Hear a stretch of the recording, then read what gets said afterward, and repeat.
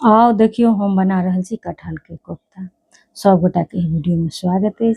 सबसे पहले कटहल के उबाल के नून हरद कनी मसाला और बेसन द के ओकरा गोल गोल बना लेने छी और तेल में छानि लेलहुँ। कटहल के उबाले तो हम नहीं देखेलहुँ कियाकि हमरा वीडियो बनबे के प्लान नहीं छला, ताहि अहाँ सब क्षमा करब। और एकटा बात बता दी जे हम जखन कटहर छोटे छलै खिज्जा तखने हम बनेने छलहुँ, कनी वीडियो पोस्ट करे में देरी भ गेल। तकर बाद सबटा मसाला ओरिया लेने छी, प्याज लहसुन और नून हरद धनी मिरचाई जीरा सब चीज के पाउडर जते अपने सब रोज खाई छी, कोनो बेसी ताम झाम नहीं। तो सबसे पहले फोरन द के हम लहसुन द देलिए, अहाँ सब देख सकै छियै। आ लहसुन जखन से अहाँ के ललौन भ गेलै तकर बाद ओइमे के से हम प्याज जे पीसने छी से प्याज द देलिए और प्याज देला के बाद ओकरा हम से भुजबै 4-5 मिनट तक। बुझते छियै प्याज कनी देरी से भुजाई छै। तो एक हाथे हम वीडियो बना रहल छी, एक हाथे अहाँ सबके हम चलनी चला के देखा रहल छी। एहिना इच्छा भ गेल जे हम आब बना लै छी तो बना लेलहुँ, कोनो एहन पहिले से प्लान नहीं रहे।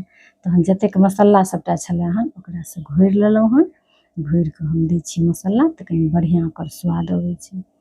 तो सबटा मसाला के घोरलाहा ओहिमे के दऽ देलिए। जखन प्याज जरि गेलै तब फेर एहि मसाला के भूजि रहल छी और जखन मसाला भुजा जाइ छै तो देखियो अपने पता चलि जाइ छै जे तेल अहाँ के छूटऽ लगै छै। तो अहूँ सब बतायब जे अहाँ सब कोना के बनबै छी और हम कोना बना रहल छी से अहाँ सबके देखा रहल छी। जतेक मसाला अपना सब लगभग सब दिन खाई छी वह मसाला सब देलिए। जखन मसाला भुजा गेलै तखन ओहिमे हम रस दऽ देलिए। रस अहाँ अपन इच्छा अनुसार कम बेसी राखि सकै छी आ नून अहाँ जतेक खाई छी वही स्वाद अनुसार अहाँ से अपन नून दियौ। तो ओकरा दऽ देलिए। रस देला के बाद रस के पहले बढ़िया से खौला देलिए, किया तऽ देला के बाद बहुत बेसी काल तक नहीं खौलेबाक छै। तो देख सकै छी अहाँ सब ओहिमे जे बनेने छलिए पकौड़ी तो ओकरा ओहिमे के दऽ देलिए रस में।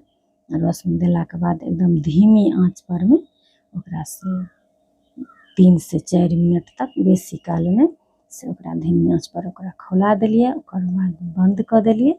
बंद केला के बाद अहाँ 10 मिनट छोड़ि दियौ। ओकर बाद अहाँ से जे संगे इच्छा हैत अहाँ खाउ, बहुत सुंदर बनै छै। तो चलू मिलै छै अगला वीडियो में, ताबत तक लेल सब गोटा के जय सिया राम।